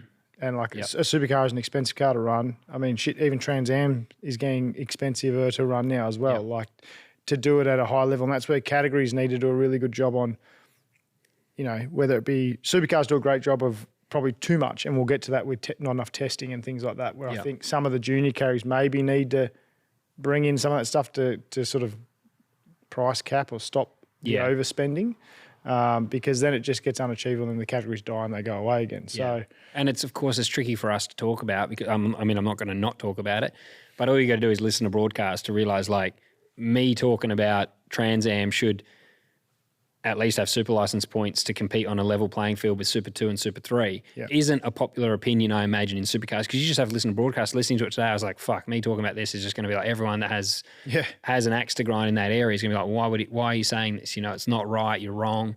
It's just, I think let the kids decide, because I didn't have any money growing up. I was very fortunate that I got sponsors and managed to find the money to go racing. Yeah. But I look at the next kid, I'm like, man, it's getting so expensive. If you're not in a fortunate position to meet Roland Dane at the right time like I did and have him pay for me to do Super 2, families are out there trying to find the money. Yeah, it's hard. And there's 350 is a bit more achievable, but if you don't get super license points, you're wasting your time. You're going to kill the category. Yeah, and then those talented kids that are out there that don't have millions of dollars, they can't do it. And the competition's arguably, at the moment, with the ex-main game guys going to TRANSAM, is it better? I personally think I personally think it'd be harder to win a TRANSAM race right now than it would a Super 2 race. And obviously Super 2 is so car dependent. But I think, well, we've seen it. Like, it's very competitive. Like, Todd Hazelwood won the Super 2 championship. He's, you know. Yep. And he didn't have it all his own way on the weekend. Like, he had a young guy, Blake Tracy, did an amazing job, clean swept the weekend. So there's heaps of young talent around. Yep. That are going, to your point, mate, TRANSAM because they maybe can't afford Super 2 or whatever, or they see it as, well, if I'm racing James Moffat and Todd Hazelwood and I'm beating them, does that make me look better than I'm racing another 18-year-old that no one knows of? Yeah, yep. And my argument would be, yes, it does. Yeah, yep. It's you've got a yardstick to go up against. Hence why I wanted to go and Trent. One, I love the cars, but two, I'm like, well, I want to race the best guys I can, and if I can't be in main game, second best option in my opinion is racing the Hazelwoods and the Moffats and the Slade Dogs and all that sort of stuff. Yep, exactly. Bush Mechanic did put in there, he goes in quotation marks, you're just saying this because your mate races in TRANSAM and he wants a Bathurst drive. It is funny how you want to spit, you can go either way, but all I'm saying is give both super license points and then let someone choose what they want to go and do. That's all I'm saying. Well, and then it's like, if you had $1 million right now, you're like, okay, well, I'll probably go do it so I get my super license points. But all I'm saying is there's not many people that have $1 million to drive a competitive car. And if we want people that can't afford, like that are talented to get to where they should get to, you should open it up a little bit more, I think. 100%. Because otherwise you get what you said, you just get people just turning up every year. It's like the guys that have success in F2. Most of them aren't that good. They just stay in F2 for like 4 years until they win something, and then they get their super license points, and when a team's looking for someone, they're the only drivers that are there with their super license points. For the greater good of the sport, like none of this is like, we don't get anything gained out of saying what we're saying, but for the greater good of the sport, to your point, mate, they should be opening it up. Yeah. You know, talent is talent, whether you're driving a Formula Ford, an XL, a bloody TA2 car, Super 2 car, it makes no difference. GT car. Yep. If a team wants to back you, and that should be the ultimate decider, if a team says, hey, this kid's got some talent, we're willing to put our $1 million machine in their hands around Bathurst, that should be enough. Yeah, the problem you've got is it's hard to know what's a team saying. When you look at the lane right now, like there are main game options around where teams can't afford to pay the driver. I get that. And so you'll never know if a team's got like, oh, they're just, here's a kid that says, hey, I lost, when I was at LDM, I lost half a test day because someone paid for the brakes for the day. Oh, that's bullshit. I think that's what the super license is meant to stop, which is why I'm like, okay, super license should be, open it up a little bit more, I think. That's all. Because you're always going to get, if you let the teams completely decide, you're going to get the small teams go, oh, yeah, I'll take 50 grand. Like Bathurst that year, someone paid 60 grand. On Friday, I wasn't going to be in the car. I ended up being illegal, which no one ever knows about, but it was like a legal thing in that team at the time where they were going to get sued if I didn't end up driving. Yeah. And it was because someone rocked up with some cash that had done nothing and was going to drive Bathurst in my car because the team wanted some cash. Yeah. So you do, that's a risk, man. You got to, there's got to be a way of policing that. Yeah, you've obviously got to earn your stripes before you, but you would think in this day, maybe not, maybe I'm wrong. But This day and age is potentially worse. could be. When I talk to some people in the lane, there's some teams that are like, some teams that are hurting, like ones you wouldn't expect that are going to be like, well, take kid, no salary, but they bring a sponsor and they can pay himself or something. It's a challenge, man. It's hard out there. All right. Balancing act. It was, We were going to talk about. I want to go to practice. Yeah. So we are talking, obviously we've gone through the results, we've gone through our standouts. You said Harry Jones, Slady was mine. Of course, Todd Hazelwood as well. I said Holdsworth. I had Holdsworth Holdsworth too, sorry. So there are our standouts in the weekend. I mentioned earlier, I don't need to go into too much, but I was surprised some teams didn't capitalise on the performance and mistakes that Triple Eight made on the weekend. I thought, yeah, that was a good opportunity for teams to close up. Like I think Brock finished 19th in the end. But that's where the team's disparity comes in, I think. Now, what I thought was interesting was I didn't get many laps before practice. I've been out of the main game 2 years. I felt like so comfortable with no practice. I think Will was surprised that I was just like, dude, it's fine. Like, it doesn't really matter. It doesn't bother me. I feel like I would be happy to just start the race now. And I'd done, including warm-up, 15 laps.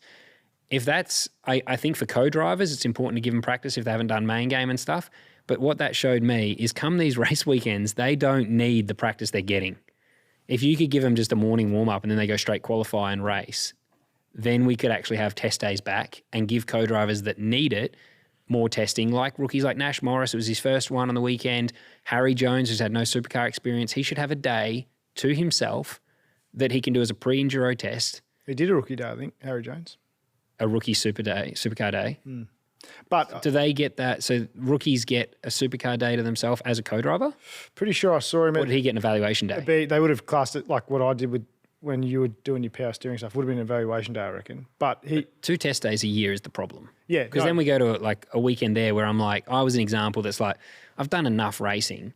and you had raced there, which was like I've done 19 starts there. Most of those guys probably hadn't in a supercar. So for them, it's, and it's still great for me to have the testing. I would have liked more. It could have maybe helped me more. But I guess I'm saying for the main guys, when they go to other events, they don't need all the practice they're getting. I think because the cost is, we're struggling at the moment. I think they're going to 14 rounds next year, but they need to pay the teams more. They've reduced testing. Yes, they've increased racing laps this year, but the testing now is down to 2 test days a year, Yeah. which meant we didn't get pre-enduro tests, which hurts the kids that aren't getting co-driver sessions at race weekends anymore. Even if you keep the practice the same, but give them a co-driver session so that Yeah, I think the structure of the practice wasn't as well thought out as it could have been because it's almost 2-minute lap at the bend. So an hour, 20 or half an hour sessions? Half an hour. 30 minutes and 1 40 minute. Yeah, so the 30-minute session, It was actually 2 40 minutes. Saturday was 2 40 minutes, the rest were 30. yeah, if you go in for an out and in, you're only probably getting 10, 15 laps, if that, over the Yeah, over the session. maybe 10 with a couple of out and in. So they would all, and they had what, 5, I think, or 6 sessions with the warm-up maybe in practice. I think it was 6 including warm-up. Yeah, so they probably would have been better off doing 2 or 3 1-hour sessions. It's less sessions, but it's actually more valuable running. It's like Bathurst, right? You do the hour sessions at Bathurst, Yeah. and it's almost a similar lap time to what it is at the bend. So I thought that was a bit strange, and it just meant you had a lot of sessions, but you probably didn't get a lot of Value out of them. Can't get a lot of changes in either. Yeah, you can't get a lot of changes. You can't get a lot of out and ins. You can't really get a read on the car. You're kind of just burning shit up. Yeah.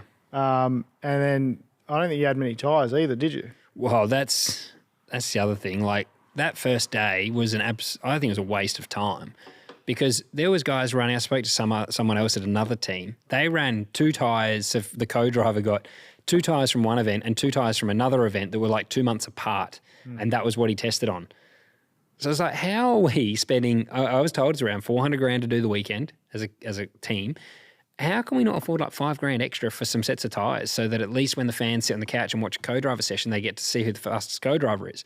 And then I don't think the category realised it probably helps the bigger teams more because the bigger teams have more sim and stuff back at the factory to like go through shit and make sure that when they get there, they've got a fast car. So the less tyres and stuff you have hurts the smaller teams that don't have opportunity to run through setup. They don't even know if they're fast or not. Yeah, because they're running around on shit tyres. Yeah, they don't know what they're tuning to. So I'm like, for 5 grand extra per car, you could have everyone on good tyres, and then at the end of the day, you always know who's fast. Like when Will went from my tyres to a green tyre, he went 2 seconds faster. 2 seconds, like the thing in just bolting on, just bolting rubber on. Yeah, feel goods.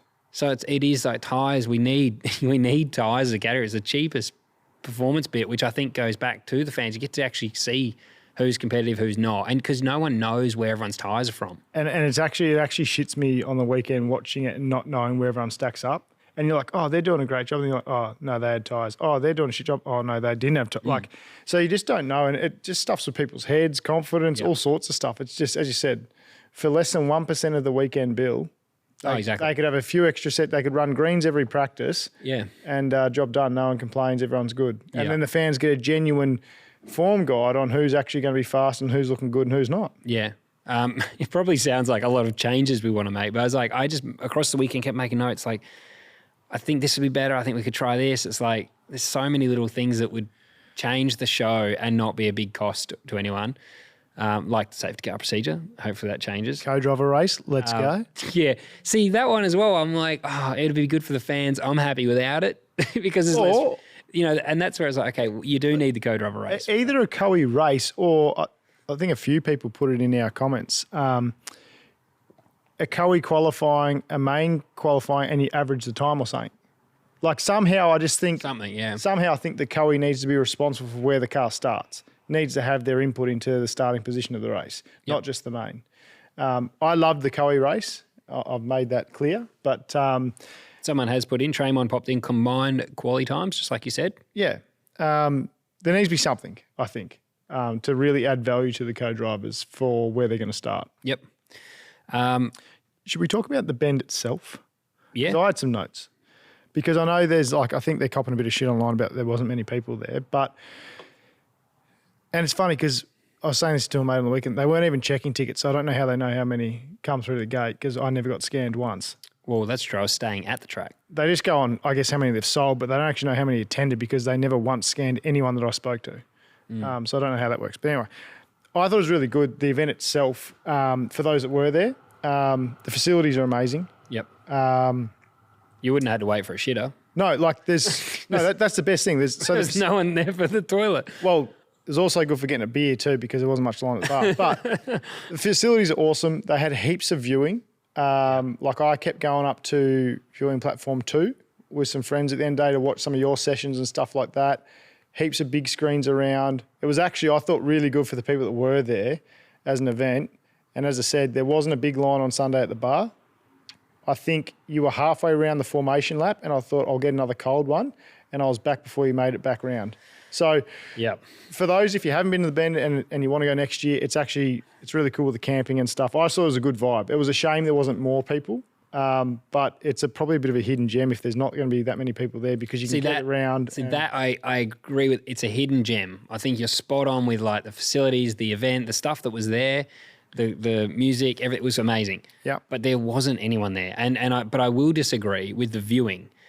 Okay, you can see plenty of the front straight in turn 1 through to like 6, 7. Did you go up the top? Yeah, but on track walk, like I'm talking track walk though. So when you go around, there's no bridges across the infield. You can't even get to the other side of the track. So from 12, how were they getting around there? Because there was a grandstand over like, the last corner. Yeah, they drive around That's there. at 18. No, you can get down to 18. Right. But I'm saying there's a whole half of the track you can't get to. Yeah. So like, I'm on the fence whether it should be the long track or the short track. I think the short track would almost be better where you go straight past the hairpin, hook right and come back. The West would be better racing. Like they did with Gold Coast where they shortened it up and made it so that the cars are always in front of you. Yeah. I would actually disagree. I don't think there is there's spectating on parts of the track, and then there's no way of accessing other parts of the track to watch what's actually happening out there. I think what I'm saying is that the viewing platforms that I was going to, they were just for GAs and stuff. Like it was rare to get something like what was set up there where I could see. So if they ran the West track to what you're saying, from those viewing, you could see the whole thing. And having a section where you can go up, see right in front of a big screen, have a bar and entertainment. Yeah, he's very good.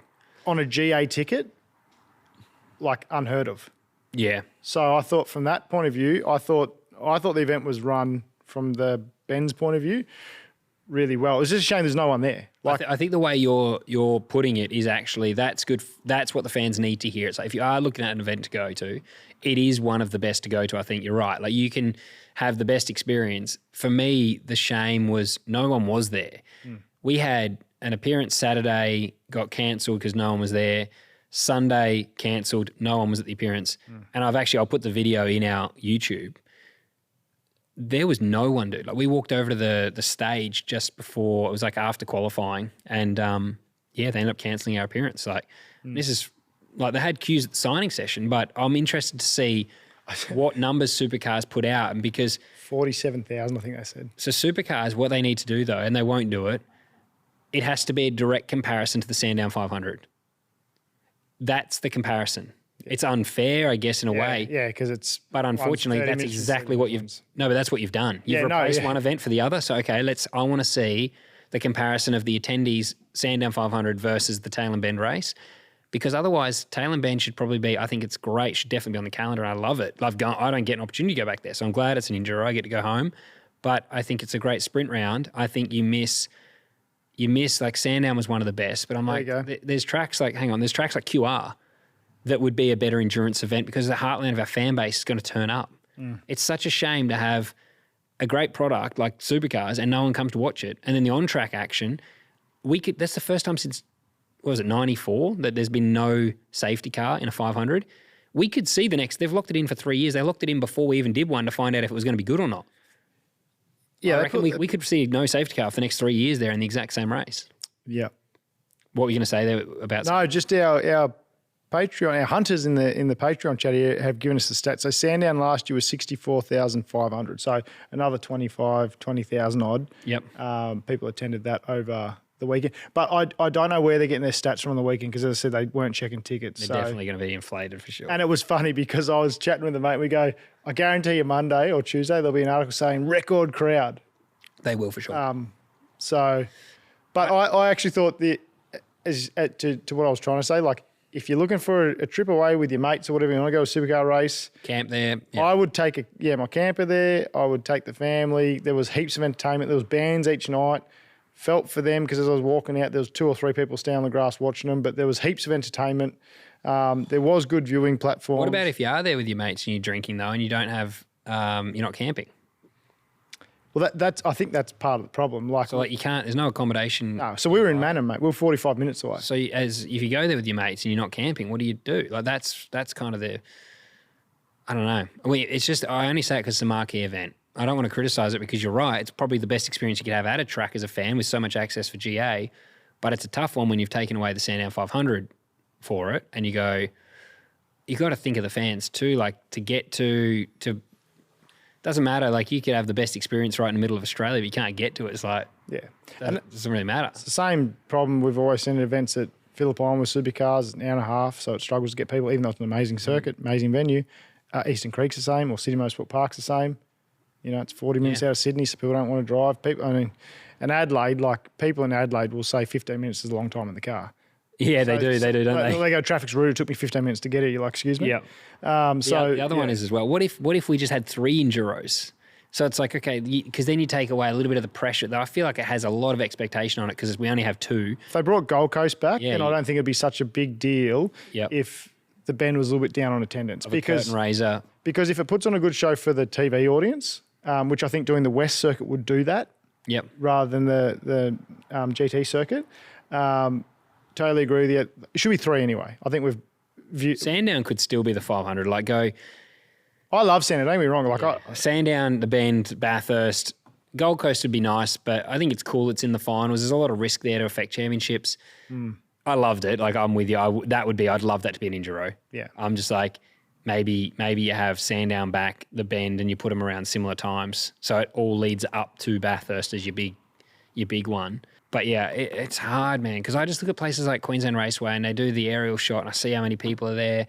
And then I just hate that there wasn't enough. There's no people there to like appreciate how good the sport is. And then the racing, I didn't think the on-track product was that exciting for people because we've gone to a tyre now that doesn't have any deg. To say it's going to increase racing, it doesn't increase racing because you have thermal deg now, not tyre wear. Yeah. You need a tyre that has a good optimal grip and then has a big cliff so that you don't need many laps offset.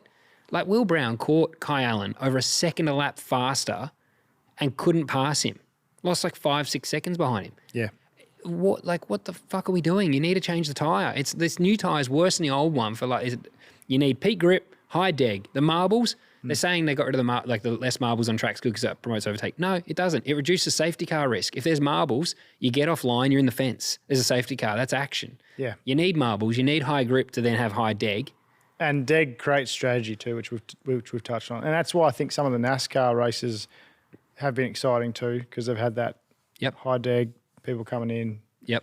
I wonder, does anyone know what the event attendance, I'm talking about hunters here too, in the Patreon. Anyone got the stats on how many people actually attended QR? Do you know, mate? I'm not so sure. Oh, well, if anyone can fire that in Google and let us know, we'll just be a nice little reference point, wouldn't it?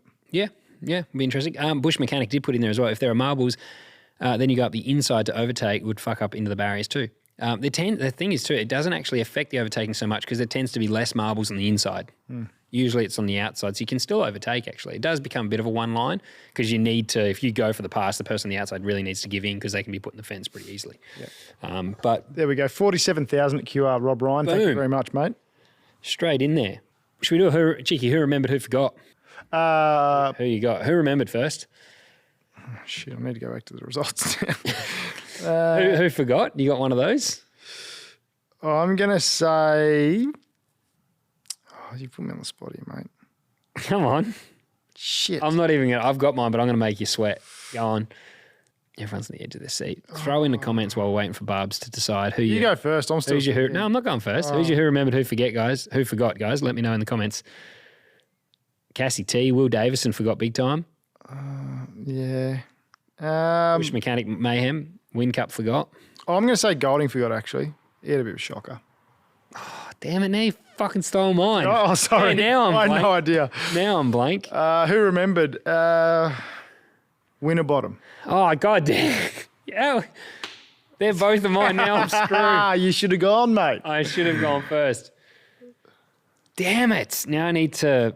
Oh, that's unfair. Do you want me to change? No, it's fine. I'll go with my who forgot. I was going to pick you for who remembered, but... I'm going to go with my who forgot. Unfortunately, I might get sacked. Sorry, Jamie. You ran up my ass, though. Oh, that was it. Why didn't I think of that? Yeah. J-Dub forgot. Jeez. Percat's not about who remembered. Percat and Slade. Oh, yeah, Percat and Slade. Because I picked Slady for my... Yeah, Percat. Because Percat's actually had a rough run too. So he came away with P5, so Percat. Yeah. Actually, Brendan Rose put it in there as well. Thomas Jarrett, MSR. There's a few people that have thrown in there. Sorry, we weren't even watching the comments. Good ones. Yeah, I didn't want to cheat, get any... Bootleg Champagne Puppy said that Hazelwood, but he won Bathurst. The last Enduro they won, so he can't be a who remembered. Yeah, he hasn't forgot. The last 12 months, he's just been on fire. All right. Likelihood of him being full-time next year at DJR? Geez, you know what? I don't know how likely That's crossed my mind a few times. I reckon it could happen. I think he's honestly worthy of it. I think if there was going to be something like that happen, it should happen. I'm not saying at DJR, but like just back in main game. I don't know where there would be a seat available. But he's clearly proven that he's worthy of it, I think, personally. So I'd love to see it happen. Everyone loves the bounce back story, the underdog story. Likewise with you, not whether you do it or not, mate, but if I would love to see that happen too. I think there's people, if people still have life to give and results to give, I hate seeing people getting sold short. So yeah, I say the DJ, I think, because that's one he would consider. I think he's the same as me. Like, he's not going to do it for a back market team. He's been there, he's done that. Been there, done it. You look like an idiot. So he's proved that what happens, like you have, what happens when you go to a front-running team, you start winning races and you get results. So, I don't know. Do you think it's likely? I think it's likely. Really? I just have this gut feeling, like he did so well on the weekend. They don't have many options if they were to change. If you were to change, like that would be. Yeah, but they're going to be looking at people like Super 2 kids like Rylan Gray and all that. And I'm like, you'd be mad to. And the thing is as well, Would like a team like that run a risk, do you think, on a junior burger? maybe, but Todd's what, early 30s? Yeah. You can run to 40. Oh, he's got 10 years in him if he wants it Like how, at main game. yeah, like how, you talk about like future proofing or whatever. Go and get someone that can step straight in and be Hit quick. the ground running. Like, Yeah. and then worry about that later. Like, okay, I get you want the Super 2 kids. I think we saw on the weekend, there's a big gap between the majority of the Super 2 kids. I know Job Stewart was definitely a standout, but when I pulled 7 seconds out of him in the first stint, of his first stint, that's a big gap. Okay, and then you talk about qualifying. It's even harder to go and qualify and be at the front. Like, qualifying is another level. So I think a Super 2 kid to step up and be able to do better than Davo is pretty fucking hard. I know everyone in the comments says, well, that's what he's Super 2 kid in. Davo would smoke 99% of them. Well, it was why Kai didn't go to DJR, wasn't it? Because they he was tested too him far back-to-back off. with Davo, and Davo was still ahead, and Kai's done awesome this year. They said they gave him heaps of tyres and he was way off Davo. So, in my opinion, you can't get rid of Davo if you go on a junior burger. It's just stupid, in my opinion. Yeah, I agree. Sorry to the young kids that are hoping that maybe they're going to get that seat, but that's just reality, I think. Yeah, I think you got to earn your stripes and run through the program. But going to DJR, I think, is a tricky one. And you heard it here first. Hazelwood to DJR. Scott said it. yeah, Bootleg said that Job said he damaged a tyre in his first stint. He did lock into one, actually, now that you've mentioned that. Thank you. So maybe he had a bit of a flat spot he was taken care of. But, I mean, that's part of it, isn't it? It's a mistake from... Well, yeah, if you lock that's all part of... You know that's a risk, especially there with long right-handers. Like, you don't push the tyre. There you go. Bush Mechanics said Jim Richards won at Bathurst at 55. So, well, there you go. Yeah, that's the thing. And Russell Ingall, I don't know when he stopped, but he was well past 40 when he would have been 50 odd when he was still doing enduro. Surely. Yeah. Well, you look at Jamie, right? No, he had a tough weekend on the weekend. I put him down as my who forgot. But if he went back to main game and was racing every week, he'd be a championship contender straight away. 100%, no doubt in my mind. So I don't know how old he is, and maybe 42 or something. So. And I know Jamie's the exception. I'm not saying he's comparable to like Todd. Frosty's the same though. How old's Frosty? Yeah, you put Frosty in a fast car, he's going to be at the front again. Yeah, correct. So, yeah, age is not a stopper. I don't think for anyone. I don't think age is a. Maybe if you're after 50, maybe. But there are people as well that don't understand how much people are in bad cars, and also if you haven't been in a bad car, how good it is when you get a nice one. And there's people that have only had good ones that don't understand. No, it's not just the car. It's about the run program. It's putting the tyres on at the right time. It's the people. It's exactly. And it's everything. And actually, I'm glad you brought that up because every top NASCAR team that we went through, all of them, you would have noticed, mate, had quotes on the walls about the people. Yeah. And about the team. Yep. And it's any business that has a human element, the people are everything. Yep. And it's the same with all the good race teams. It's not just the driver or the car, it's everyone that makes that. 100%. Well, what do you reckon, Barber? It's been pretty good, mate. Hopefully everyone's enjoyed our debrief from the weekend.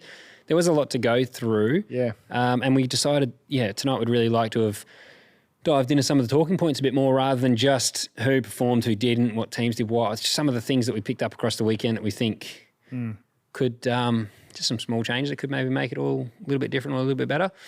Hopefully you enjoyed the debrief. Thanks for tuning in, guys. If you're not a Patreon member, go to our page, click the link, sign up, because you get all the behind the scenes, all the extra access. You get to talk to us like the rest of the hunters in here and all the goodies. So if you're not part of that, make sure you jump across and do that.